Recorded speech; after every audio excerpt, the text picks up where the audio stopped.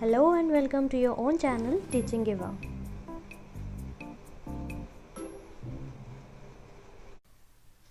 Hello everyone. आज हम worksheet number 24 करेंगे given for class 10th and is based on reading comprehension.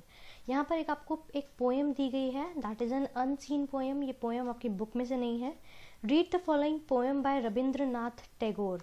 तो श्री रविंद्रनाथ टैगोर जी की लिखी गई ये पोएम जो है आपको पढ़नी है और उसके बाद कुछ क्वेश्चंस दिए गए हैं, उनको आपको आंसर करना है। तो let's start with the poem. Paper boats, इस पोएम का नाम है पेपर बोट्स। आप देख सकते हैं कि जब भी रेनी सीज़न आता है बच्चे जो है पेपर बोट्स बनाते हैं, है ना। जब बारिश होती है और बच्चे जो है पेपर बोट्स बना बना कर पानी में तैराने की कोशिश करते हैं। तो ये पोएम भी जो है पेपर बोट्स के ऊपर है। तो देखते हैं इस पोएम में क्या दिया गया है। Day by day I float my paper boats one by one down the running stream. तो दिन पर दिन जो है मैं अपनी पेपर बोट्स जो है एक एक करके तैरते हुए पानी में चलते हुए पानी में तैराता हूँ, ठीक है। In big black letters I write my name. क्या लिख रहा है वो बच्चा? अपना नाम लिख रहा है। आई किसके लिए यूज़ हुआ है यहाँ पर? जो राइटर है यानी कि ये जो बच्चा है, ठीक है। I write my name on them and name of the village where I live. अब मैं जो है, जो बच्चा है वो बोट के ऊपर बड़े बड़े ब्लैक लेटर्स में लिखता है अपना नाम और अपने गांव का नाम। ऐसा क्यों करता है वो? तो चलिए देखते हैं, आगे पता चलेगा। I hope that someone in some strange land will find them and know who I am. तो वो ये आशा कर रहा है कि शायद जिस भी जगह पर, जिस भी स्ट्रेंज लैंड में मेरी बोट अगर जाएगी, क्योंकि जो है पानी में तैर कर जा रही है, आपको पता ही है जैसे शिप्स जाते होते हैं समुद्र में, तो वो भी अनडिस्कवर्ड लैंड्स को डिस्कवर करते हैं, ठीक है। जो किसी ने नहीं खोजे या किसी ने नहीं देखे, ऐसे लैंड्स को डिस्कवर करते हैं। तो इसी तरह जो बच्चा है वो भी ये एक्सपेक्ट कर रहा है कि उसकी जो बोट्स हैं वो भी किसी इस तरह की स्ट्रेंज लैंड में जाएंगी और वहाँ पर जो लोग होंगे वो इन्हें देखेंगे, इन बोट्स को देखेंगे और जान पाएंगे कि मैं कौन हूँ, ठीक है। I load my little boats with shiuli flower from our garden. तो जो बच्चा है उसने अपनी बोट्स को जो है श्योली फ्लावर से भरा है, यानी कि उसने अपने फ्लावर्स, अपने श्योली फ्लावर्स रखे हैं अपने गार्डन से लेकर। And hope that these blooms of the dawn will be carried safely to the land in the night. तो जो ये ब्लूम्स ऑफ द डॉन का मतलब ये होता है कि जो सुबह के उगे उगे फूल, ब्लूम्स का मतलब भी फूल ही होता है, ठीक है। तो जो सुबह के खिले हुए ये जो फूल हैं, ये जो है ये जो बच्चा है वो एक्सपेक्ट कर रहा है कि ये जो है सेफली, यानी कि बहुत ही प्रोटेक्शन से, एक तरह से मतलब आराम से जो है रात में भी उस लैंड तक सुरक्षित पहुंच जाएंगे, ठीक है। I launch my paper boats and look up into the sky and see the little cloud setting the white bulging sails. तो जैसे ही मैंने अपनी पेपर बोट्स को लॉन्च किया, यानी कि उन्हें पानी में छोड़ा और ऊपर आसमान में देखा, तो देखा कि जो बादल हैं, जो छोटे छोटे बादल हैं, वो भी अपने जो है बल्जिंग यानी कि उभरते हुए जो है सेल्स होते हैं। जैसे आपको पता होगा कि नावों में जो है पाल लगी होती है, वो हवा चलती है तो जो है वो नाव जो होती है वो भी आगे आगे पानी में बढ़ती रहती है जिस तरफ की डायरेक्शन होती है। तो इसी तरह से जो क्लाउड्स हैं वो अपना पाल लगा रहे हैं ताकि जो है हवा चले और वो भी जो है साथ साथ चलते जाएं। I know not what playmate of mine in the sky sends them down the air to race with my boats. तो जो है वो सोचता है कि क्या पता नहीं कौन मेरा साथी है। जो प्लेमेट जो है हमारा कौन होता है? साथी होता है, ठीक है। ऐसा कौन मेरा साथी है जो कि आसमान में उन्हें क्या कहते हैं, भेज रहा है through air to race with my boats, यानी कि मेरी बोट्स से रेस लगाने के लिए। When night comes, I bury my face in my arms and dream that my paper boats float on and on under the midnight stars.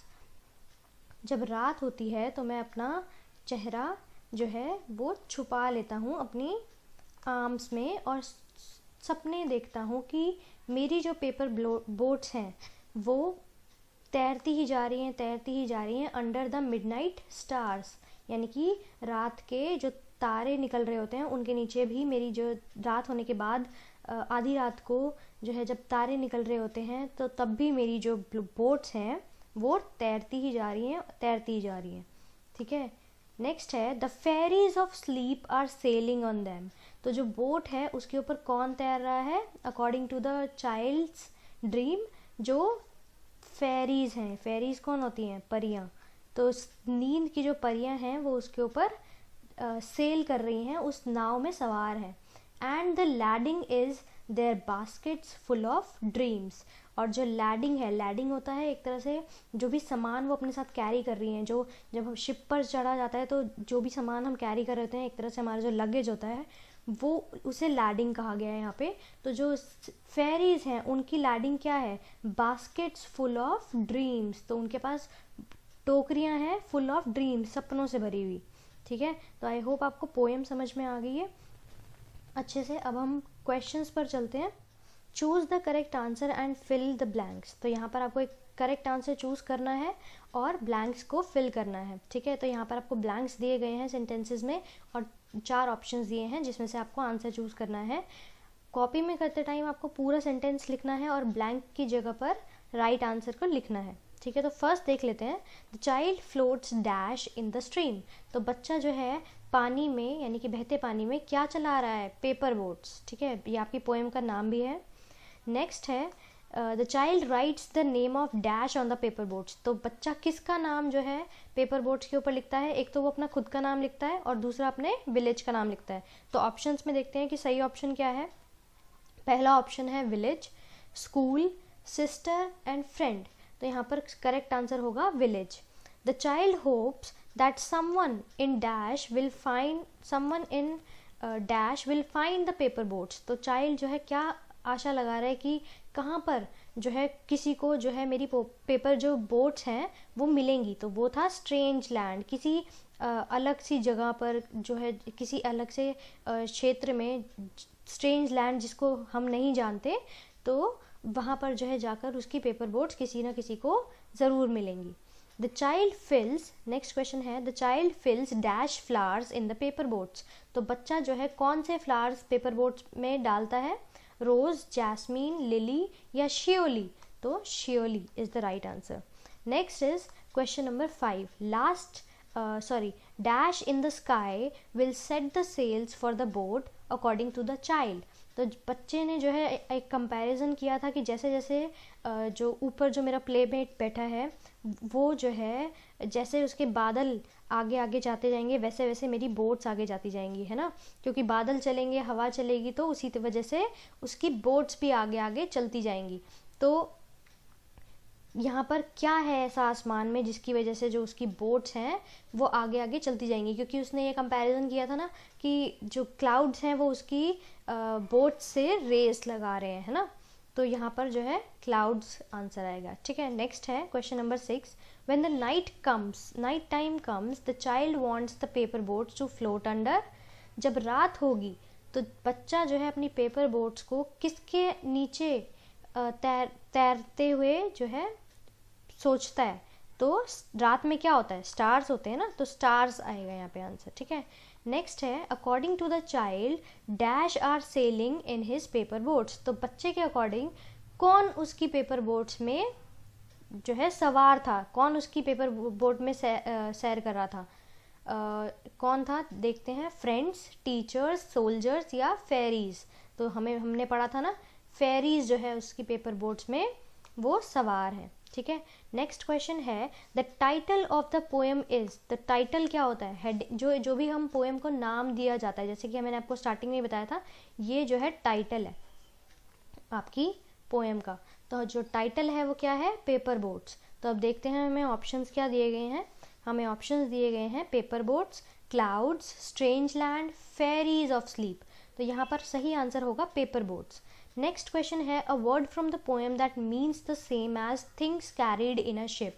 तो यहाँ पर पूछा गया है कि ऐसा वर्ड बताइए पोएम में से जिसका मतलब होता है things carried in a ship, यानी कि एक जहाज़ में जब हम जो सामान लेकर जाते हैं हम, उसके लिए जो वर्ड यूज़ किया गया है। तो वो कौन सा वर्ड था? ब्लूम्स, प्लेमेट, बल्जिंग या लैडिंग। ब्लूम्स तो जो है फ्लावर्स के लिए यूज़ किया गया था। प्लेमेट जो है जो उसका खेलने वाला साथी जो ऊपर बादलों को चला रहा था, उससे उसकी बोट से रेस कराने के लिए और उसकी बोट्स को आगे बढ़ाने के लिए भी उसके लिए यूज़ किया गया था। बल्जिंग जो है वर्ड ये बादलों की गड़गड़ाहट के लिए यूज़ किया गया था।